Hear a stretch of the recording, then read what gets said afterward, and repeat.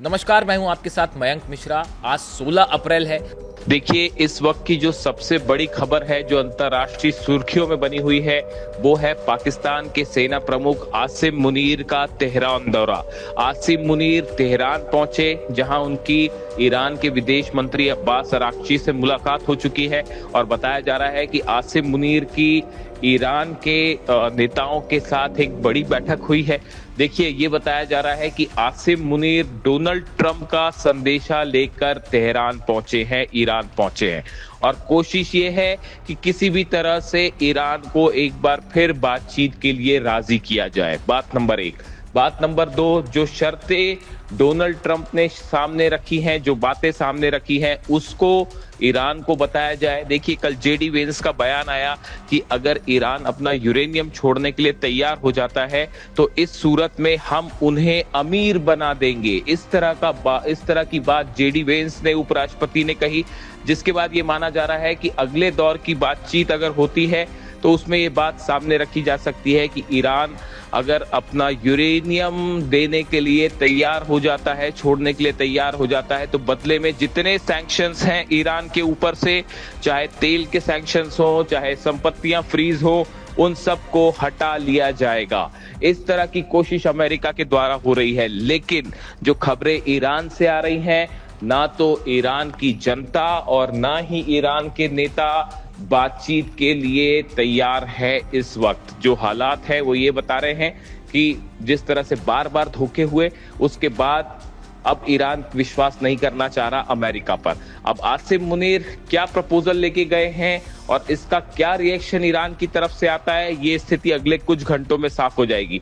गौर करने वाली बात ये भी है कि शहबाज शरीफ इस समय सऊदी अरब के दौरे पर है। यानी शहबाज शरीफ सऊदी अरब अगर गए हैं तो वो वहां से क्या बात करना चाहते हैं? क्या डोनाल्ड ट्रंप ने एक ही मैसेज सऊदी भी भिजवाया और वही मैसेज तेहरान भी भिजवाया गया है और एक बड़ी डील की कोशिश हो रही है जिसमें कई पक्ष शामिल हो सकते हैं। सऊदी को भी शामिल किया जाए, ईरान इन्वॉल्व होगा और उसके अलावा जो है वो ये कोशिश भी हो सकती है कि कई देशों के राष्ट्राध्यक्षों को इसमें शामिल करते हुए पाकिस्तान में अगले दौर की बातचीत हो।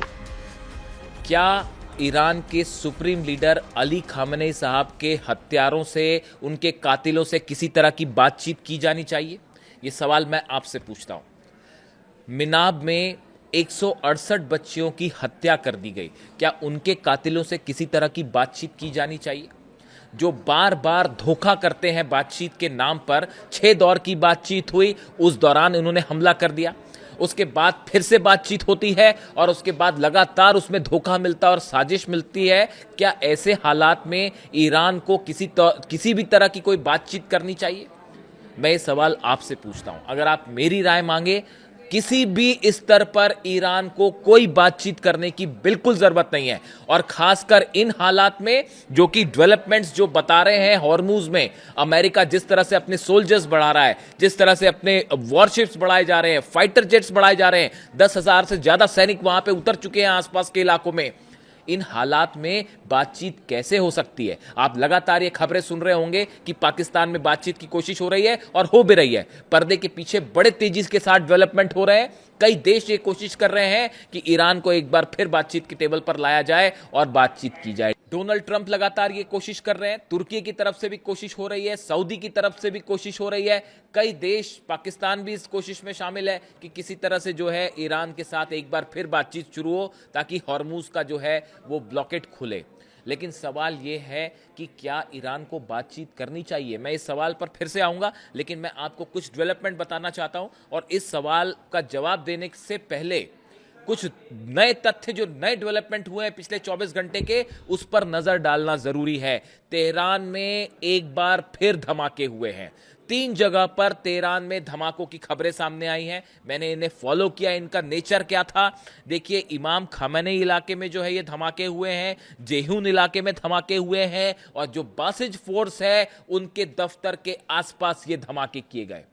क्या ये सीज फायर का उल्लंघन नहीं है? क्या ये सीज फायर के नाम पर धोखा नहीं है? और ये तीनों के तीनों ब्लास्ट कार में आईडीज भरी हुई थी, बारूद भरा हुआ था, उससे डेटोनेट करके ये धमाके किए गए। क्या ये आतंकी हमला नहीं है?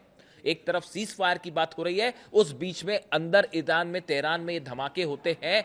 ऐसे हालात में जब तेहरान में धमाके हो रहे हो तो बातचीत कैसे की जा सकती है? आप खुद सोचिए इस बात को।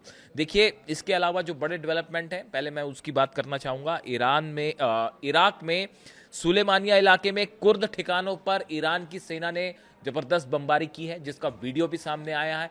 ड्रोन अटैक हुए हैं और कुर्द ठिकानों को निशाना बनाया गया है। इसके अलावा देखिए, एक बड़ा डेवलपमेंट ये भी है कि इजराइल पे लगातार हमले हो रहे हैं हिजबुल्लाह की तरफ से, और एक बार फिर उत्तरी इलाके में कई रॉकेट्स बरसाए गए हिजबुल्लाह की तरफ से, और कई रॉकेट्स को रोका भी गया, लेकिन कई रॉकेट को रोकने में डिफेंस सिस्टम इजराइल का एक बार फिर फेल हुआ है, और कई जगह कारों में आग लगी, कई जगह सड़कों पर जो है वो रॉकेट से तबाही के जो है वो निशान सामने आ रहे हैं, तस्वीरें सामने आ रही हैं। इसके अलावा देखिए, जो बड़ी एक खबर आ रही है कि हॉर्मूज की अगर हम बात करें, हॉर्मूज में कई सारे डेवलपमेंट है। 10,000 सोल्जर्स अमेरिका के हॉर्मूज के आसपास लैंड हो चुके हैं, हवाई जहाज से अलग अलग इलाकों में पहुंच चुके हैं 10,000 अमेरिकन सोल्जर्स, कमांडोज। इसके अलावा बताया जा रहा है, जैसे आप जान ही रहे हैं कि ब्लॉकेड है वहाँ पे, 16-17 वॉरशिप्स है अमेरिका के जो घेर के खड़े हुए। बताया ये जाता है कि 10 जहाज ऐसे हैं जिन्हें रोका गया है अमेरिकन नेवी के द्वारा पिछले 12 घंटे के अंदर। ये वो 10 जहाज हैं जो कि हॉर्मूज को क्रॉस करके अपने अपने देशों की तरफ आगे बढ़ रहे थे, जिसे अमेरिका की सेना ने रोक दिया। इसमें चीन के भी कुछ जहाज हैं। देखिए, चीन के कल खबर थी कि चीन के कुछ जहाज़ों ने इस अमेरिका के ब्लॉकेट को तोड़ा और आगे बढ़ गए, लेकिन उसके बाद खबर आई है कि चीन के कुछ जहाज़ों को रोका भी गया है। इसके बाद चीन और अमेरिका में ज़बरदस्त तनाव देखने को मिल रहा है। स्कॉट बेसेंट जो अमेरिका के ट्रेजरी सेक्रेटरी हैं, वित्त मंत्री हैं, इनकी तरफ से जो बयान आया, उन्होंने कहा कि हम चीन को ईरान से तेल नहीं लेने देंगे, और इनके इस बयान के बाद चीन में नाराजगी देखी जा रही है, और चीन ने बड़े सख्त लहजे में कह दिया है कि अगर हमारे ऑयल बिजनेस को आपने हाथ भी लगाया तो इसका अंजाम बेहद बुरा होगा। सीधी तरह से चेतावनी दे दी गई है चीन की तरफ से। हमारे एनर्जी फ्लो को कोई कंट्रोल नहीं कर सकता, ये चीन की तरफ से बात कही गई है।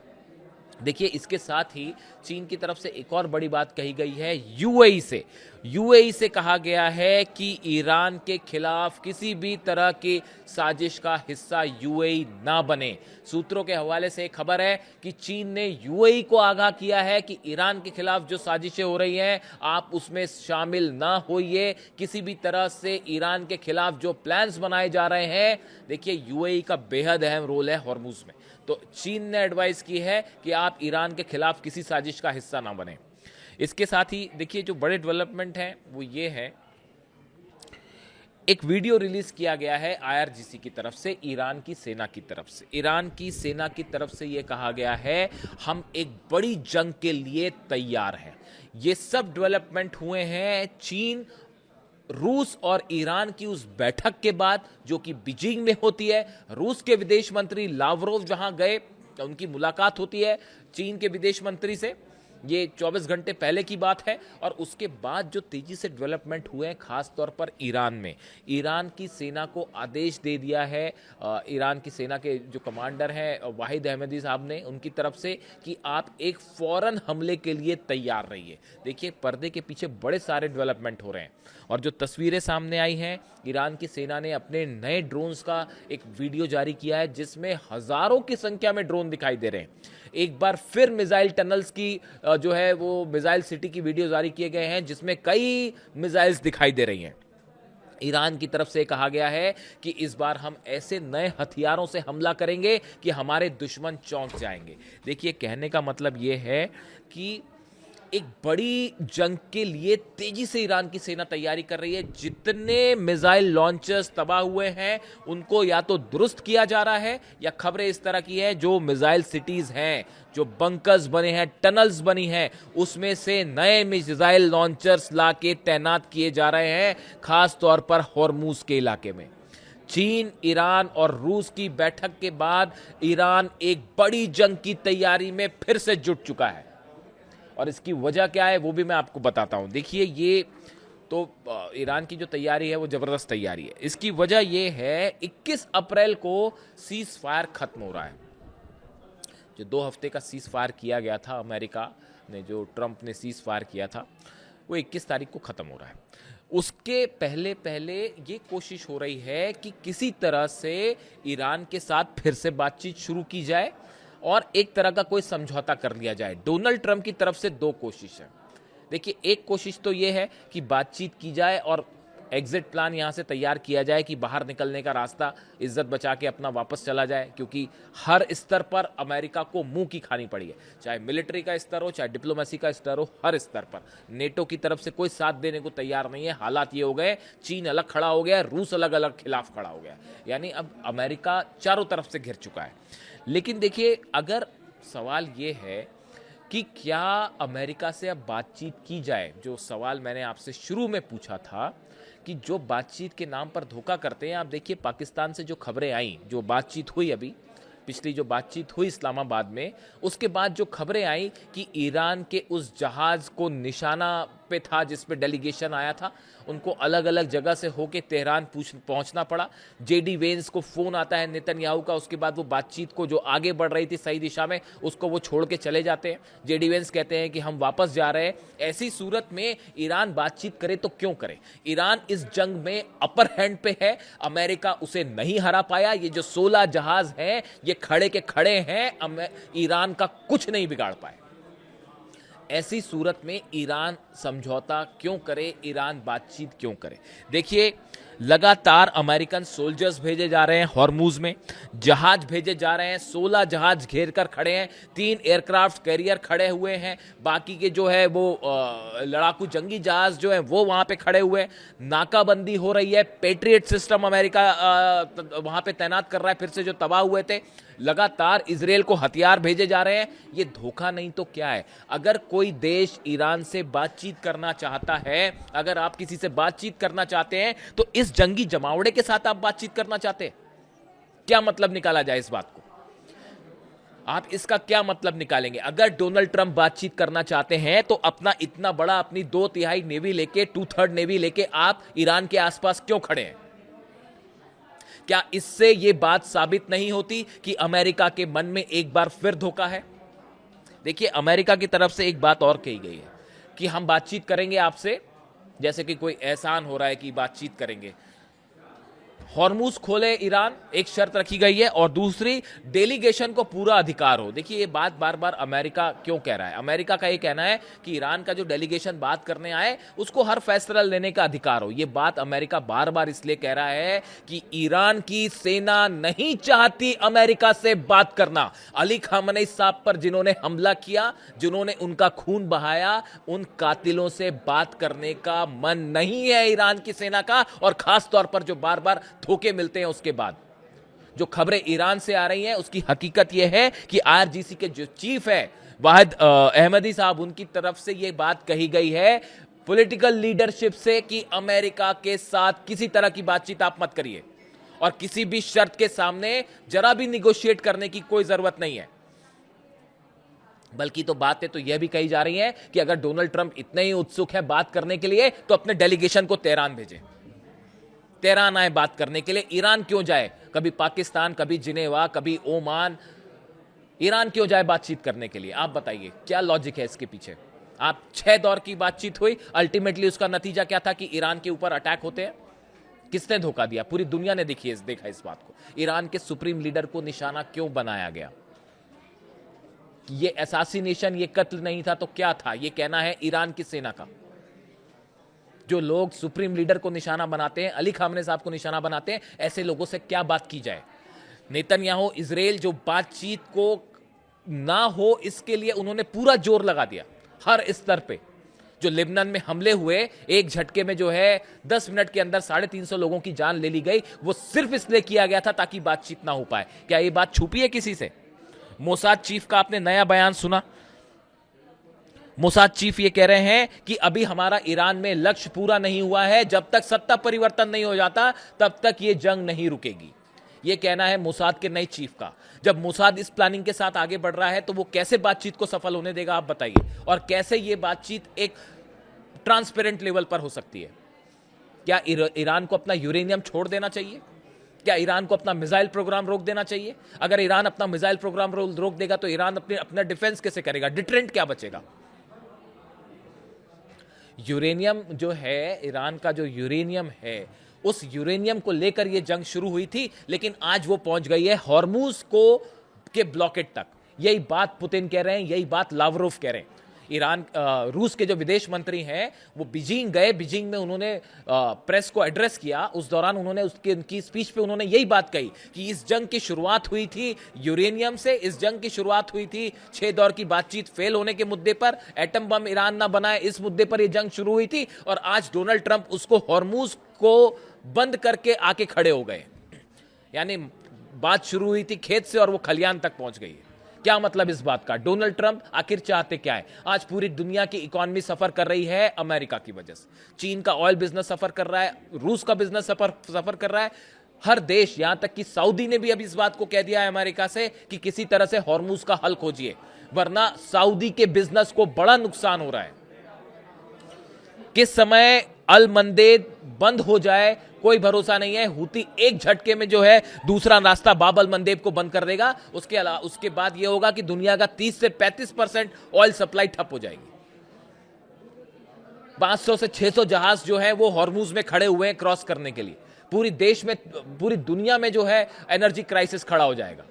क्या इसके पीछे साजिश ये है? जो चीन की तरफ से बार बार चीन के डिफेंस एक्सपर्ट्स जो है वो इस बात को कह रहे हैं कि ये चीन के खिलाफ जंग थी, ये ईरान के खिलाफ तो जंग थी ही, लेकिन ये वेनेजुएला से जो शुरू हुआ है ये चीन के खिलाफ एक बड़ा इकोनॉमिक वॉर है, और ईरान, चीन और रूस मिलकर इसका जवाब देंगे। और अब तो कहा यह भी जा रहा है कि पुतिन की तरफ से भी इस बात को साफ कर दिया गया है कि ईरान को जो हथियार दिए जा रहे हैं वो प्रोवाइड किए जाएं। ऐसी भी खबरें हैं सोर्सेस से कि रूस एक बड़ी संख्या में जो है हथियार प्रोवाइड कर सकता है। वो तो खबर हम आपको पहले ही बता रहे हैं। आपने देखा कि जो चीन के सैटेलाइट्स मदद कर रहे हैं ईरान की, वो खबर कल सब जगह थी कि चीन के सैटेलाइट्स की मदद से इतने एक्यूरेट हमले हुए हैं, वो सबने देखा। देखिए, मैंने अपने पिछले कुछ वीडियो में लगातार ये बात कही कि ईरान को किसी भी तरह की बातचीत नहीं करनी चाहिए जब तक इस बात का विश्वास ना हो जाए कि सामने वाले की तरफ से धोखा नहीं मिलेगा। मैं इस बात को कई लेवल पर साफ कर चुका हूं, और देखिए अब ईरान की सेना की तरफ से भी इस तरह के जो है इंडिकेशन सामने आए हैं। ईरान की सेना के चीफ भी यही बात कह रहे हैं कि किसी भी तरह से अमेरिका से बातचीत का कोई फायदा नहीं होगा। यही बात ईरान के सुप्रीम लीडर अली खामेनी साहब का भी कहना था। वो भी ये शुरू से इसी बात को कह रहे थे कि सिर्फ फरेब और धोखे के अलावा अमेरिका से कभी कुछ नहीं मिला, ऐसे में बातचीत बेनतीजा रहेगी। और 6 दौर की बातचीत हुई, उसका कोई नतीजा नहीं निकला, तो अब कैसे नतीजा निकल सकता है? सोशल मीडिया में उन खबरों को आपने देखा ही होगा जिनका कोई सिर पैर नहीं था कि डोनाल्ड ट्रंप पाकिस्तान आ सकते हैं। खबरें तो ये भी थी कि एर्दोगान भी पाकिस्तान आ सकते हैं। खबरें ये भी चल रही हैं कि मोहम्मद बिन सलमान जो है वो भी पाकिस्तान आ सकते हैं, और ईरान के राष्ट्रपति को भी पाकिस्तान बुलाने की बात चल रही है। इस तरह की खबरें सोशल मीडिया में आप देख सकते हैं। तमाम खबरें जो है आप देख सकते हैं अलग अलग वेबसाइट्स पे। क्यों ना ईरान ये शर्त रखे कि भाई बातचीत करना है तो डेलीगेशन तेहरान आए, हम कहीं नहीं जाएंगे बातचीत करने के लिए। क्यों ना ईरान इस शर्त को सामने रखे। देखिए, मेरी व्यक्तिगत राय ये भी है, ईरान को मेरे से कई बार पूछा जाता है कि ईरान को क्या करना चाहिए डिप्लोमेसी के स्तर पर। देखिए, मैं तो डिप्लोमेसी का एक स्टूडेंट रहा हूं, तो मैं अपने हिसाब से अपना विचार सामने रखता हूं। ईरान को एक बड़ी प्रेस कॉन्फ्रेंस करनी चाहिए तेहरान में, जिसमें उनके राष्ट्रपति शामिल हों, तमाम मंत्री शामिल हों, IRGC के अधिकारी शामिल हों, और सबसे पहले ईरान अपनी जीत का ऐलान करे। ये घोषणा करे कि ये 40 दिन की ये जो जंग हुई, ये जंग हमने जीती है, हमने अमेरिका को हराया, कहां कहां बेस तबाह किए गए हैं उसकी पूरी जानकारी दे, अपनी जीत का ऐलान करे। उसके बाद ईरान की तरफ से बात साफ करनी चाहिए कि हम हॉर्मुज बंद नहीं करना चाहते, हम दुनिया की इकोनॉमी को नुकसान नहीं पहुंचाना चाहते, हम यहां से हॉर्मुज खोलने के लिए तैयार हैं। जो हमारे मित्र देश हैं उनके लिए हॉर्मुज खुलाए दे, सिर्फ दुश्मनों के लिए बंद है। हम नहीं चाहते कि दुनिया में एक क्राइसिस हो। जो ईरान के ऊपर आरोप लगाए जा रहे हैं, हकीकत उसकी कुछ और है। ईरान को यह प्रेस कॉन्फ्रेंस करनी चाहिए, ईरान के मंत्रिमंडल को, ईरान के राष्ट्रपति को तेहरान में, और पूरी दुनिया को इस बात को संदेश देना चाहिए, हकीकत बतानी चाहिए कि वहां पे क्या है। यह बात बतानी चाहिए कि कैसे टॉक्स को हर लेवल पर खत्म किया जाता है। यूनाइटेड नेशंस को सीधा एड्रेस किया जाए तेहरान से, और यह बताया जाए कि भाई जब तक हमको सिक्योरिटी की गारंटी नहीं होगी क्यों बात करे ईरान। हर स्तर पर आपने धोखा दिया। ऐसे स्थिति में ईरान क्यों बात करे? देखिए, मैं जानता हूं कि आप भी खबरें आप भी देख ही रहे हैं कि बड़े स्तर पर कोशिशें हो रही हैं। कई सारे राष्ट्र जो चाह रहे हैं कि किसी तरह से ईरान को वादे के टेबल पर लाया जाए, बातचीत के टेबल पर लाया जाए। लेकिन सवाल ये है, ये जो मैंने आपको बताया, ये जो शिप्स का जमावड़ा पूरी तरह से घेरने की तैयारी है ईरान को, और ये बात ईरान की सेना अच्छी तरह से समझती है। इतना बड़ा मूवमेंट है अमेरिका के सोल्जर्स का, अमेरिका के वॉरशिप्स का, कि किसी भी पल एक झटके में बड़ा हमला हो सकता है। और ये सीज फायर के नाम पर बड़ा धोखा हुआ है ईरान के साथ। हालांकि ईरान तैयार है इसके लिए, चीन भी तैयार है, जो भी हालात है वो देखे जाएंगे। लेकिन फिलहाल बातचीत इस सूरत में, इस अविश्वास के बीच बातचीत कैसे हो सकती है? खासकर जब मोसाद चीफ ये कह रहे हैं कि हमारा एम अभी पूरा नहीं हुआ है, हम सत्ता परिवर्तन चाहते हैं। ऐसे में ईरान बातचीत क्यों करे? मैं चाहता हूं कि आप इस पे कमेंट करें, आप अपनी राय दें। क्या ईरान को बातचीत करनी चाहिए? मेरे हिसाब से तो बिल्कुल नहीं करनी चाहिए।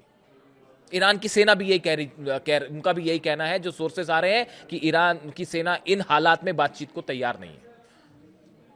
ऐसे में अगला कदम क्या हो, कमेंट करके आप जरूर बताइए। जो भी नए डेवलपमेंट्स होंगे वो मैं आप तक पहुंचाऊंगा। Thank you so much.